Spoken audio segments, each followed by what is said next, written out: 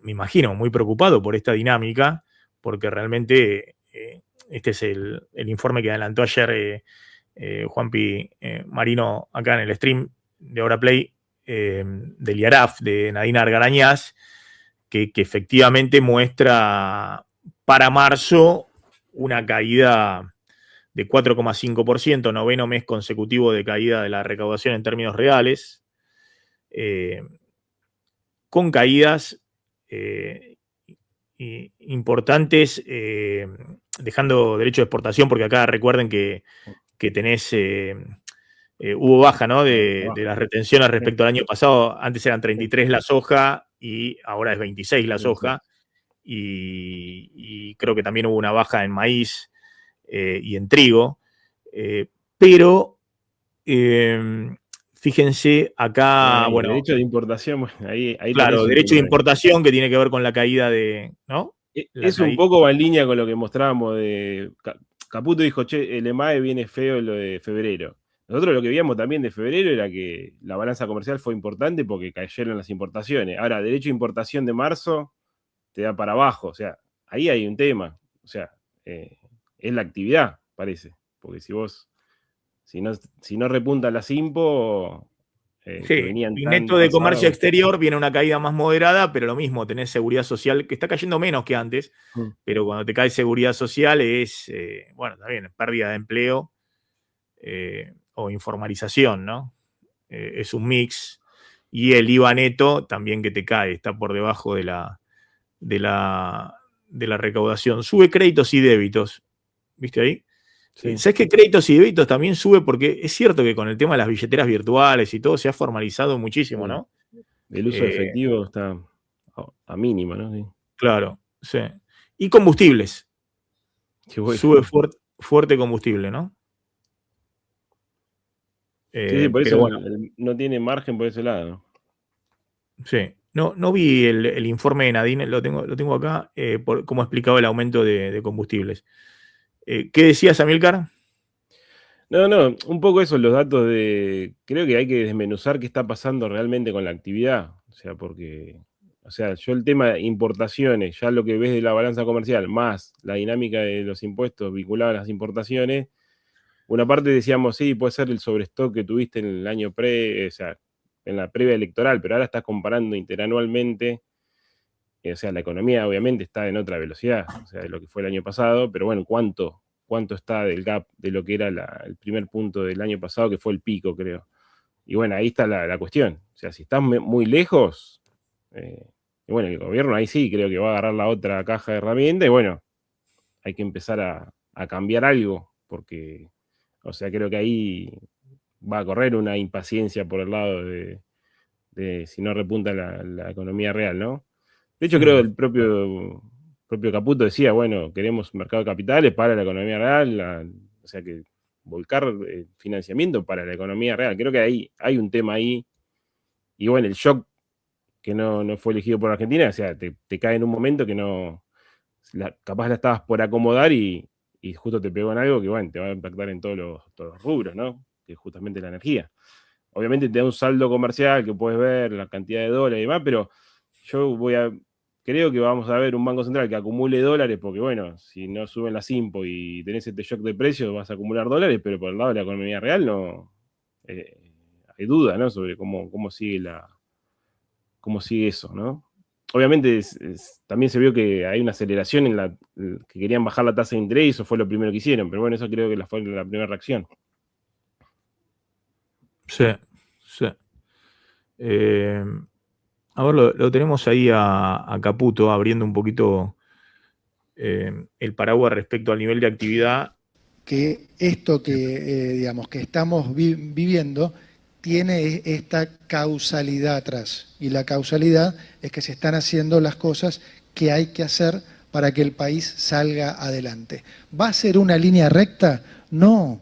Por ahí dentro de un mes tenemos algún indicador que nos juega en contra.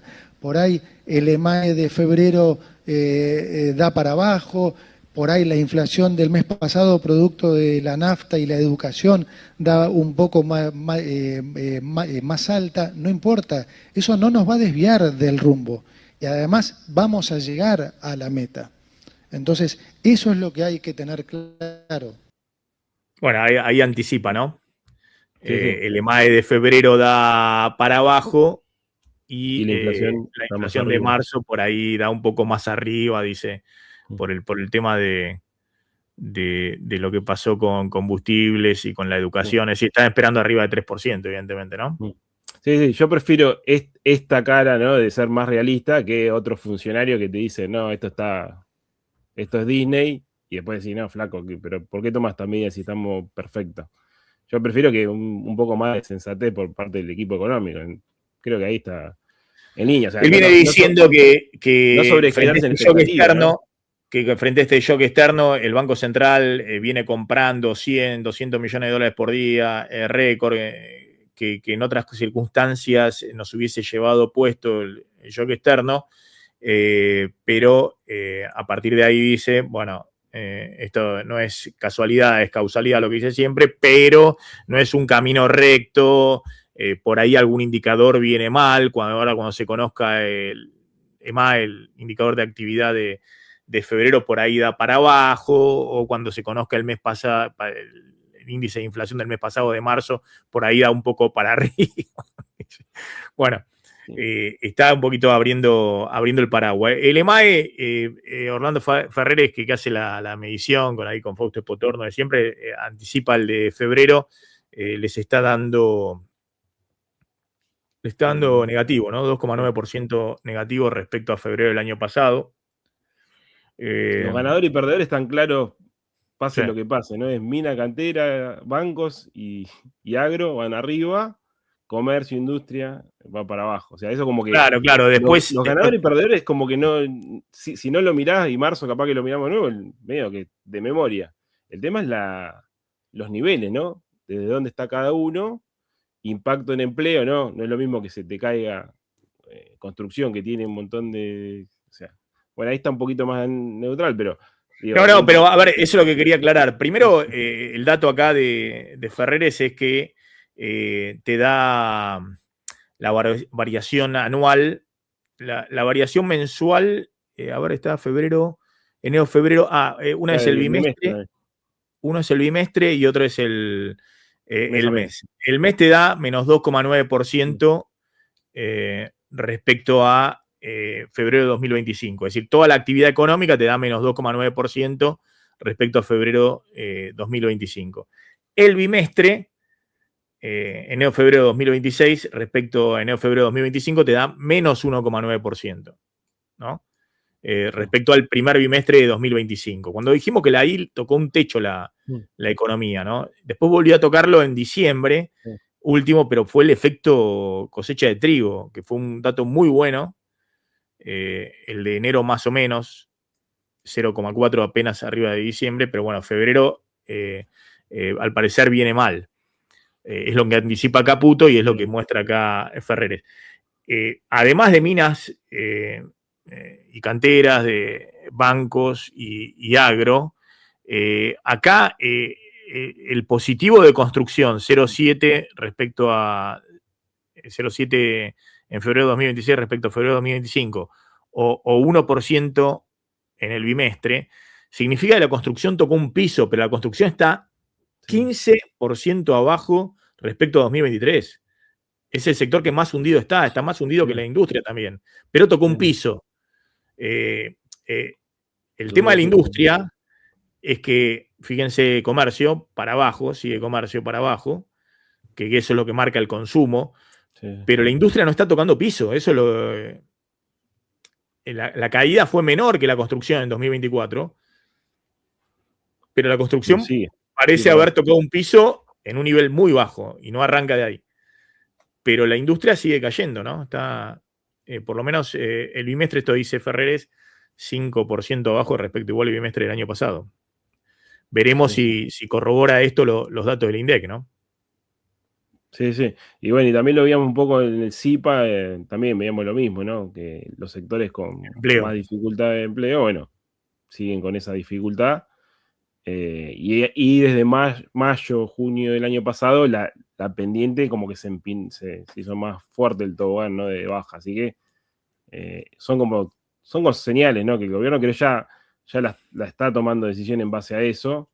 Obviamente que creo que desde el post-elecciones había una expectativa de que esto se iba a acomodar y que quizás la economía entraba después a mega dolarización, iba a volcarse el dinero a la economía. Bueno, ahora hay alguna duda de decir, bueno, si lo va a hacer en esa magnitud o va a ir mucho más lento el proceso. Pregunta, no sé, ustedes escucharon a Caputo ayer, ¿no? En este discurso que dio, que mostramos unas partes. En este y en otros discursos él suele mencionar y decir que, porque justamente el discurso se llama datos, no sé cuánto, ¿no? Y como dato mata relato, no así, pero parecido. Y dice que hay un relato, una narrativa sobre la crisis de la industria y demás. Y él, no solamente ayer, sino en otras oportunidades, menciona que está el caso de Fate, pero está el Lumilagro, ¿no? Entonces dice, no hay una crisis de la industria. Hay algunas industrias, como Fate, que le abrimos una ventanita y decidió que no podía cazar más en el zoológico y se fue, pero está el Lumilagro.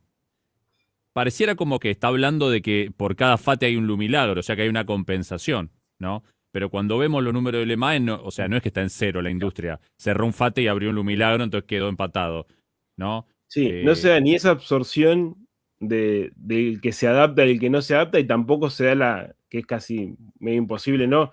La absorción de que el empleo de la cordillera compensa al empleo de los grandes centros urbanos. Eso, yo creo que, o sea, si hay ganadores y perdedores, y esos ganadores y perdedores se van divergiendo a medida que pasa el tiempo, o sea, lo ideal sería que haya un grupo que le vaya bien, pero otro que vaya más retrasado, pero atrás de esos sectores que lideran la economía. Si es divergente, o sea, no hay forma de compensar, ¿no? Si se va a seguir cayendo la industria, el comercio y la construcción, y va a subir agro, minería y esos sectores no van a poder absorber. O sea, creo que eso está claro. Ya los números lo marcan. No va a poder ser, o va a ser mucho más la secuencia, o sea, va a tener mucho más efecto sobre la actividad, ¿no? O sea, Martín, construcción e industria están abajo respecto a 2023. Ahí teníamos el número. Industria creo que está 7% abajo y construcción está 15% abajo respecto a 2023. Y en empleo, construcción tiene 65.000 empleos menos respecto a 2023, a noviembre de 2023, formales, privados formales. En la Cámara de Construcción dice que son más de 100.000 porque están todos los informales.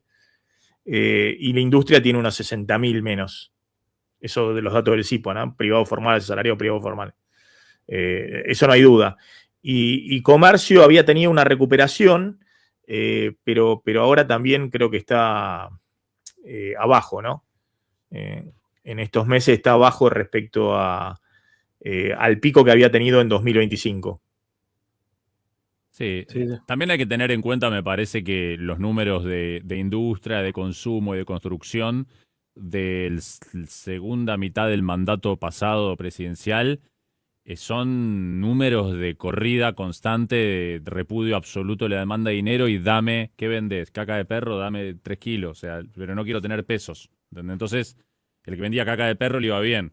Entonces, me parece que también no es un parámetro tal vez muy bueno la actividad de ciertos sectores en ese momento, porque está bien, les iba bien por algo muy malo que pasaba. Entonces, cuando eso muy malo se va, ya la gente dice, bueno, no sé si quiero tener 14 aceites de oliva acumulados en la cocina, tengo uno solo y chau.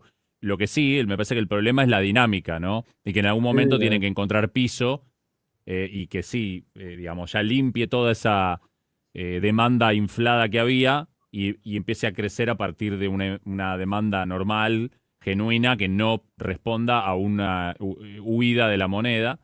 Pero bueno, eso tampoco se ve. Me parece que hay también viste que Caputo hablaba de cherry picking en las tres anclas, dice que las críticas que le hacen es cherry picking. Me parece que tal vez él también hace un poco de cherry picking y hace falta por ahí una visión más honesta de los dos lados, pero bueno, hay un entorno demasiado conflictivo, viste, en el debate público, no hay un clima de debate sano y constructivo, siempre es en tono de combatir al otro y bueno, no es el mejor entorno para un buen debate, ¿no? No, pero bueno, los ministros de Economía, los gobiernos siempre exageran su optimismo y sus declaraciones son así. Pues no estaba en la década del 90, Cavallo era un maestro en generar expectativas de que era lo más grande que había, que la convertibilidad iba a durar 100 años, ¿no? Eso es lógico. Y es lógico también que sectores de la oposición hagan sus críticas. Pero bueno, analizamos los números. No números. se lo crean, ¿no? Porque claro, creo que lo que está de Caputo ahora es que no se lo cree y está tomando decisiones en base a los datos reales.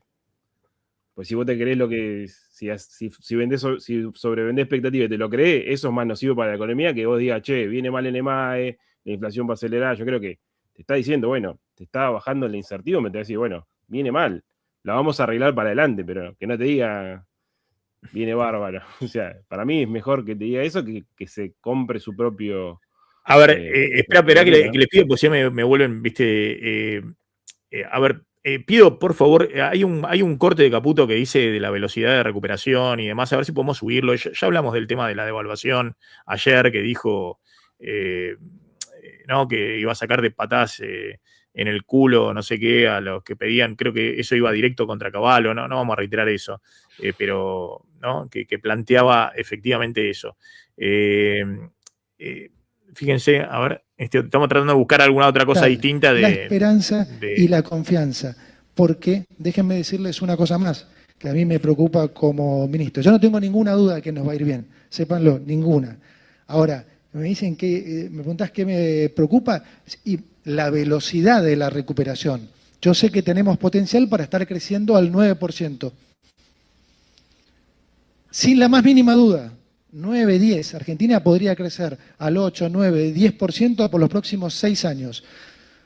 Se van todos los impuestos si Argentina crece al 9, 10% por los próximos 6 años. Solamente con que esto pasara en 1 ya se irían las retenciones y el impuesto a los débitos y créditos. Entonces, la velocidad, la pendiente de esa recuperación también es importante. Por eso, cuando hablamos de heterogeneidad, la forma en que ustedes reaccionen a esto hace una diferencia enorme. Aunque ustedes piensen que no, que son solamente una personita, la sumatoria de todas sus decisiones hace que este país, pero salga fuertemente adelante y empecemos ese, digamos, camino que ya arrancamos y que nos gustaría profundizar mucho más, que es el de camino de baja de impuestos, baja de regulaciones y demás. Yo entiendo que un ministro de Economía, ¿viste? Tiene que ser como, ¿te acordás con Gisbert, cuando hacía, eso es bello, ¿viste? Y era el predicador, ¿viste? Que tiene que tirar, vos lo veías a Gisbert cuando hacía el calefón. Claro, cuando hacía una especie de... Tenía un programa con Fontova, ¿no? Previo. No, ese era Mano Chanta, sí. Pero bueno, claro, viste, de Olmedo, pero como una especie de predicador, tiene que ser como un preacher, ¿viste? Un predicador, el ministro de Economía, siempre han sido así los ministros de Economía que han tenido alguna personalidad, ¿no? Me remito a Cavallo era un predicador total, te tiraba cosas.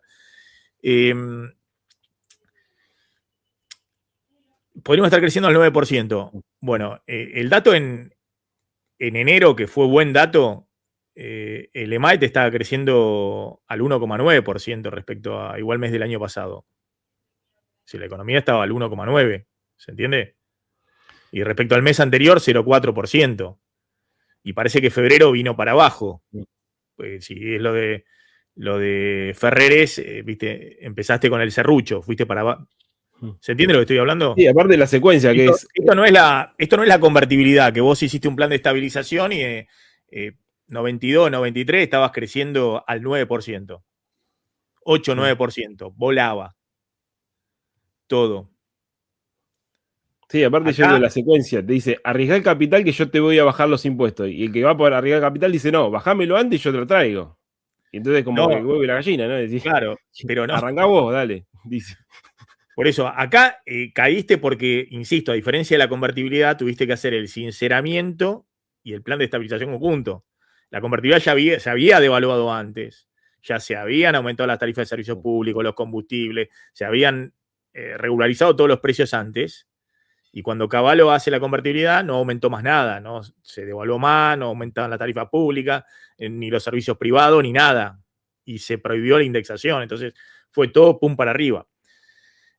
Acá, todo eso tuviste que hacerlo en 2024. La economía te cayó menos de lo esperado, cayó solo 1,3% la economía, porque tuvo una caída fuerte la primera parte, pero salió rápido después. Sí, sí. Y en el promedio había caído 1,7%, después el INDEC ajustó los datos a 1,3%. En 2025 la economía te crece 4,4%, pero la historia es justamente al revés.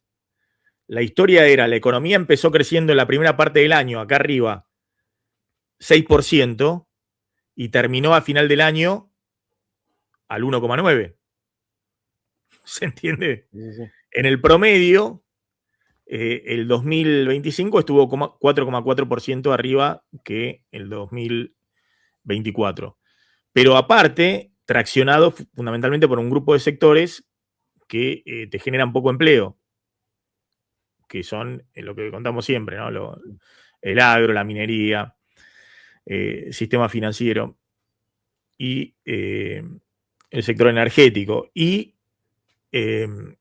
siguieron muy recesivos la industria de la construcción y un poquito menos, pero siguió abajo el comercio, que son los grandes generadores de empleo. Y ahora 2026, pero lo veíamos, lo preocupante no era el 2025, el 2025 fue un año de recuperación, de hecho, a diferencia del 2024, la inflación en vez de dar 110% o 116% como dio 2024, dio 31% en el 2025.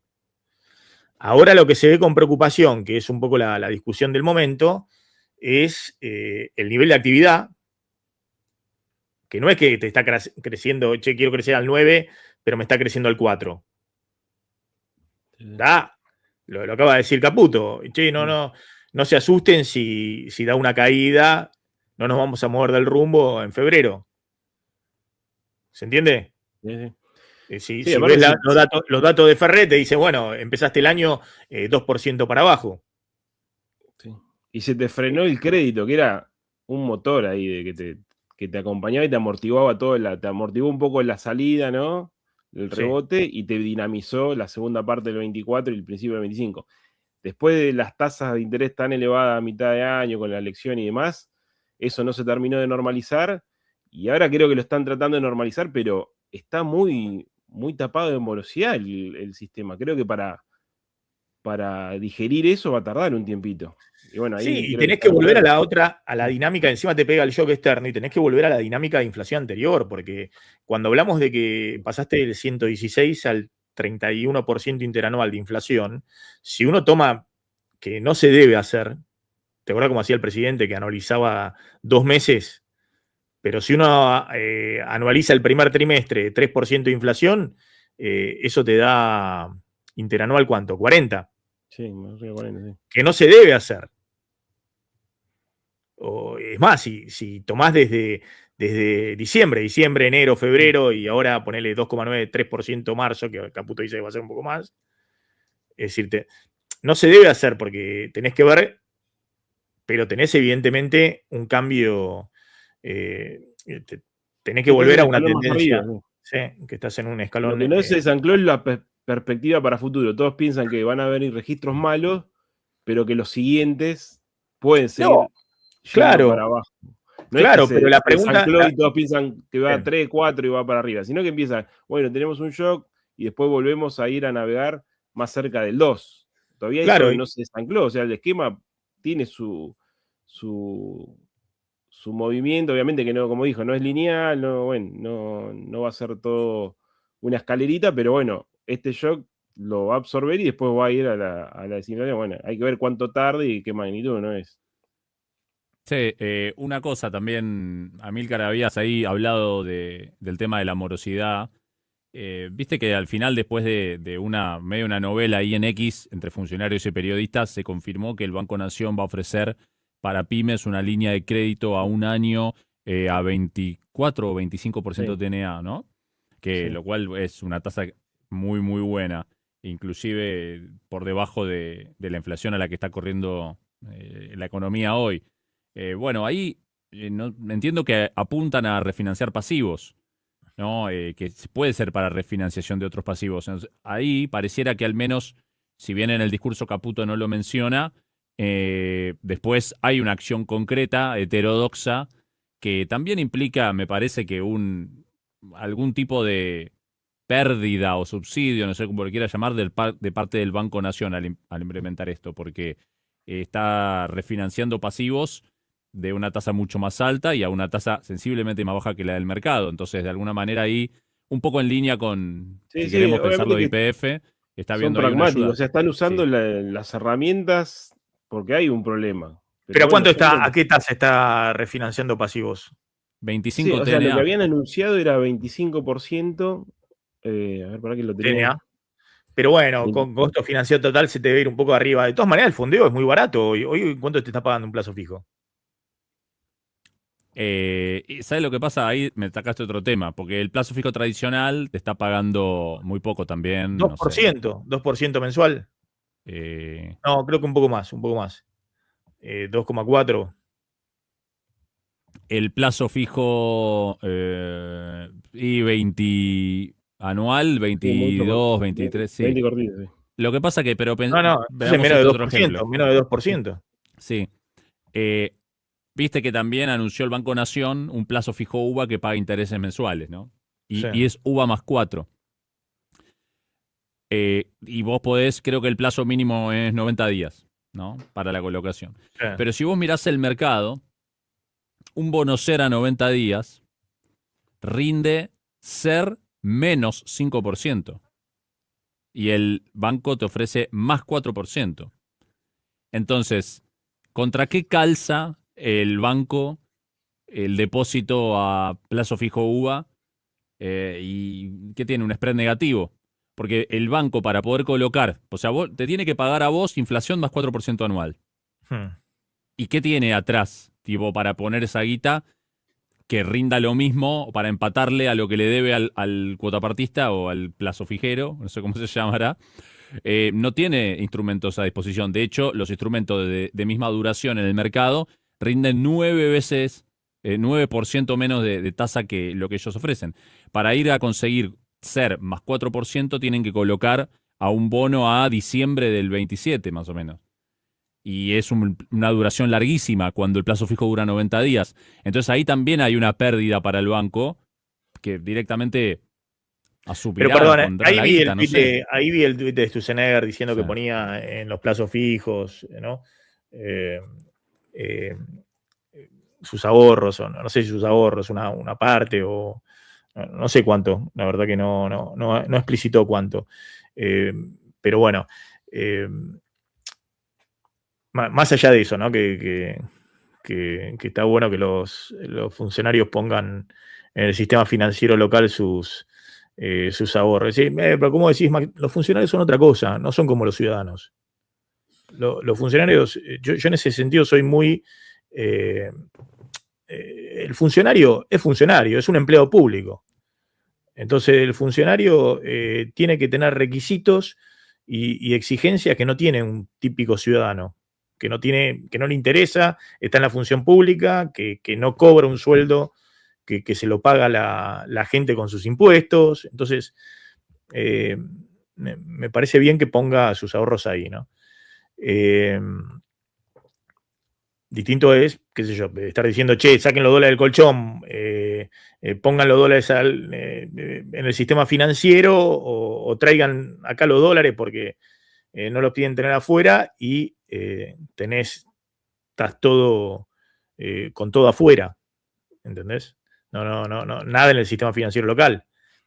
Es distinto. Vos decís, bueno, ¿y por qué es la libertad? Sí, la libertad es para todos los ciudadanos, pero el funcionario es otra cosa. Es un empleado público.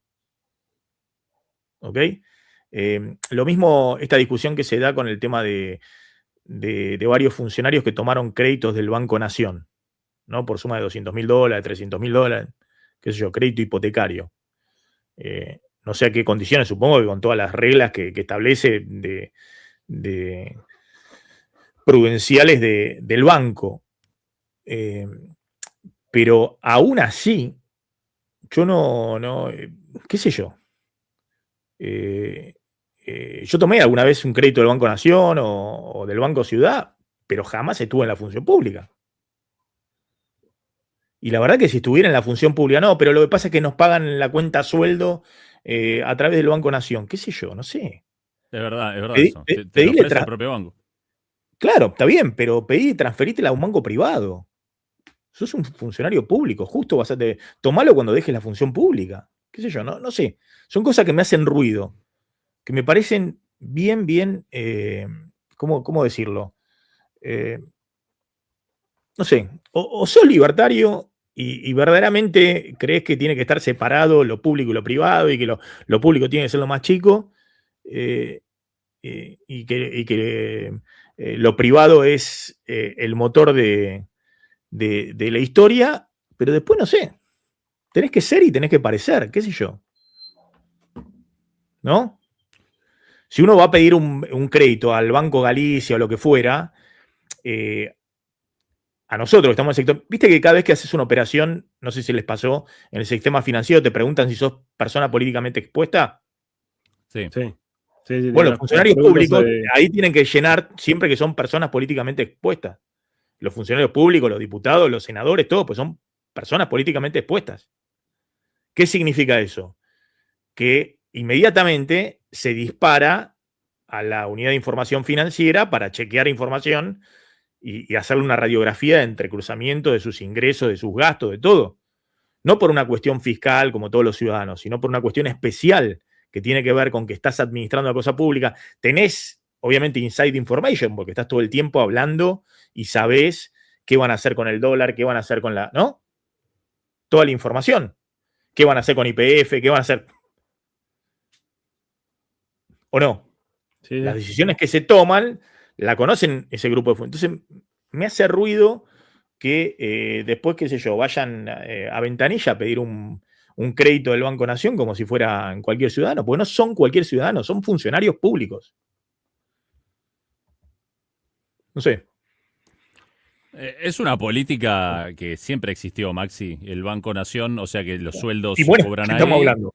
Y el Justamente. Banco Nación le ofrece, como tiene la seguridad, mayor seguridad como acreedor, porque, digamos, el banco recibe el sueldo mensualmente y tiene una mayor estabilidad. Entonces, como tiene esa cuenta sueldo, le ofrece préstamos y otras cosas, tarjetas, Está bien, otros servicios. perfecto. Y bueno, si siempre existió, justamente eso es parte del problema de la Argentina.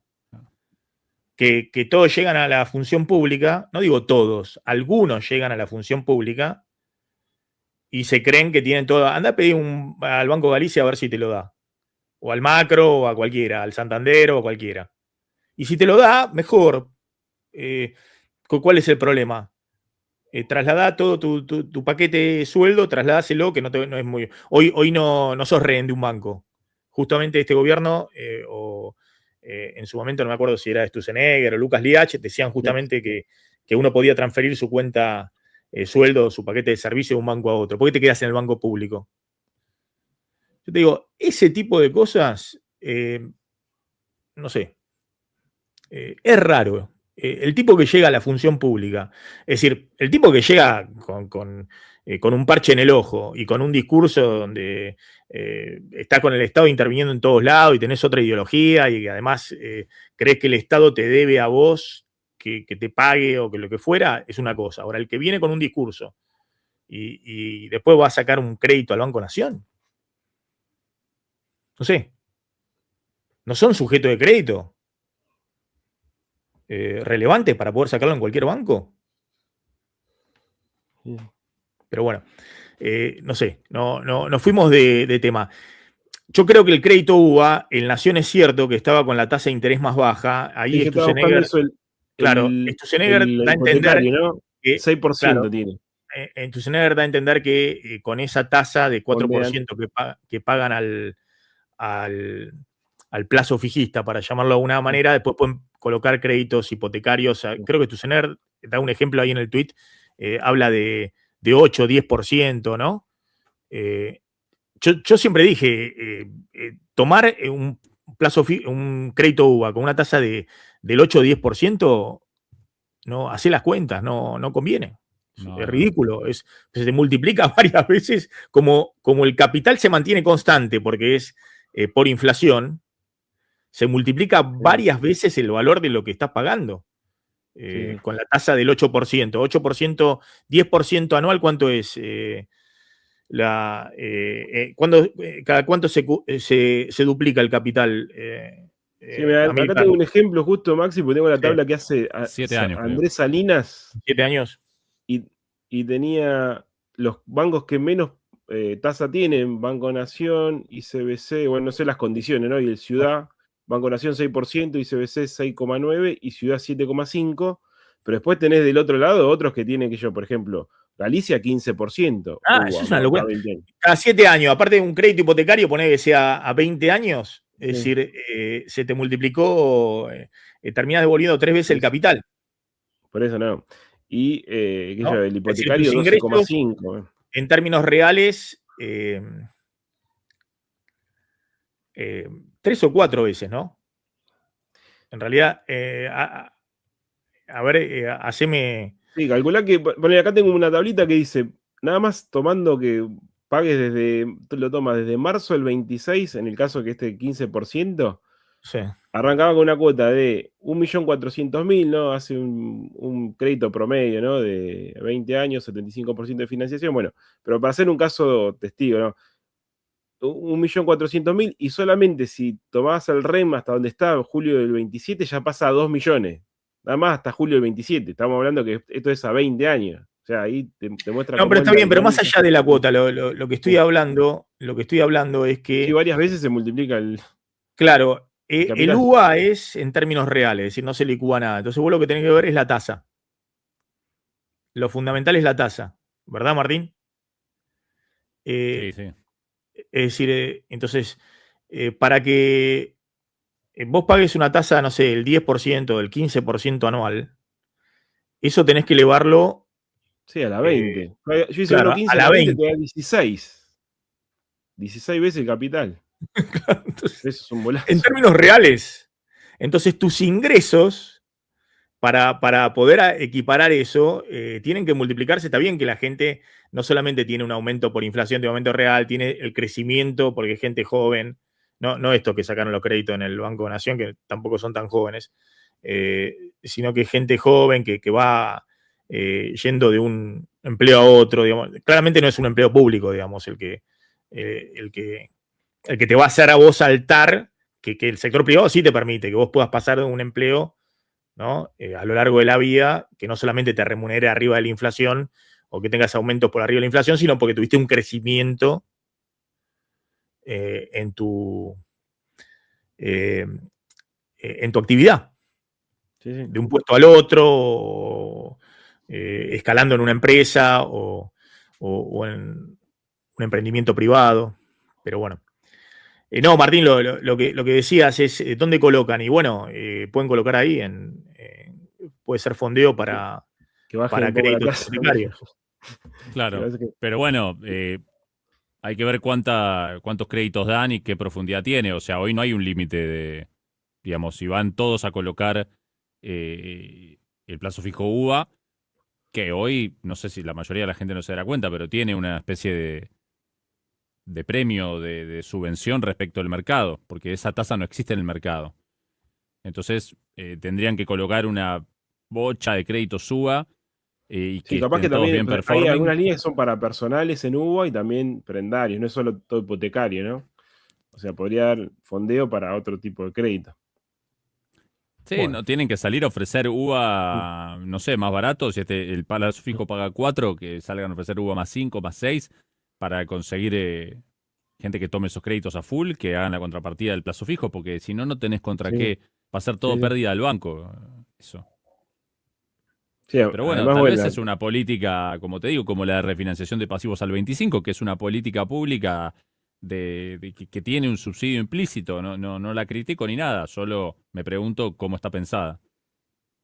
No, está bien. Ahí en el chat me preguntan, ¿no? Si se violaron reglas del sistema bancario, monto y todo eso. Me imagino que eso ahora que se hizo público, se va a investigar. Si eso es otra cosa, es una causa penal. Pero yo digo, aún si se cumplieran todos los requisitos, hay una cuestión de los funcionarios públicos que me parece que es distinta del ciudadano común.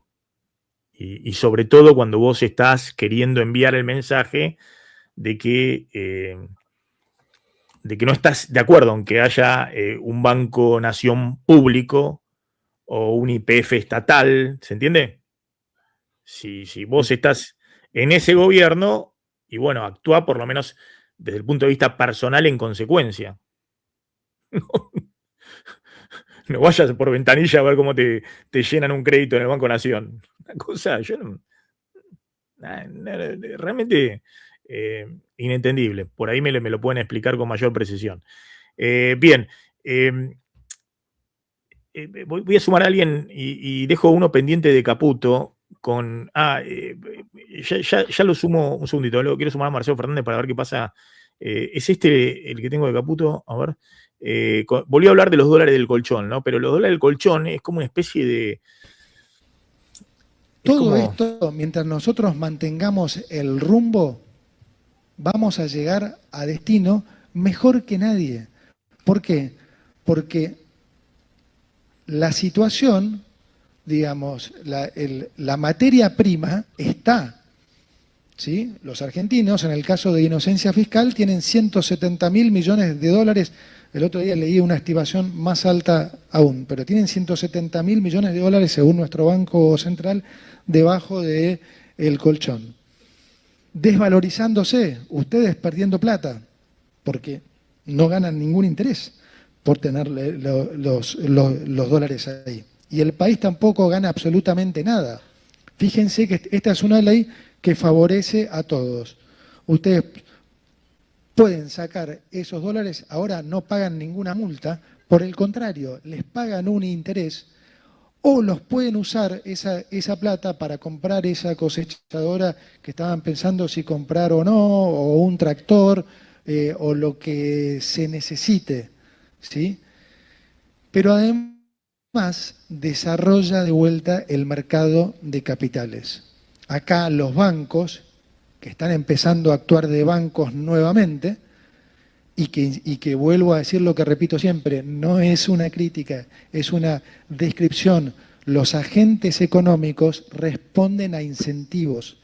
El incentivo que se le dio tanto a los bancos como a las empresas todos los últimos años fue vivir de lo financiero. En la mayoría de sus negocios era más importante el gerente financiero y...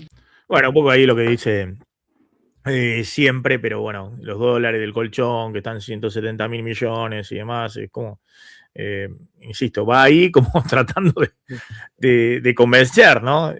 Bueno, saquen los dólares del colchón, los ponen ahí, pueden comprar una cosechadora, esto, lo otro, qué sé yo, no sé. Pero bueno, de nuevo, si no salen los dólares del colchón, no se ¿tiene que ver con el riesgo Cuca? Y bueno, entonces si es con el riesgo Cuca no lo vas a tener definido hasta octubre del año que viene, salvo que haya alguna... o tiene un problema de incentivos o cómo están alineados los incentivos en esta economía, que es un poco lo que le cuestionan a algunos economistas. Cabal. Bueno, si es así, si no es solo el riesgo Cuca, si es una cuestión de incentivo, entonces tenés que alinearlo de otra manera, pues si no te vas a pasar predicando hasta octubre del año que viene, ¿no? Sí, sí. Y en el medio, cuando estemos en la campaña electoral, se van a ir mucho más dólares al colchón, no es que van a salir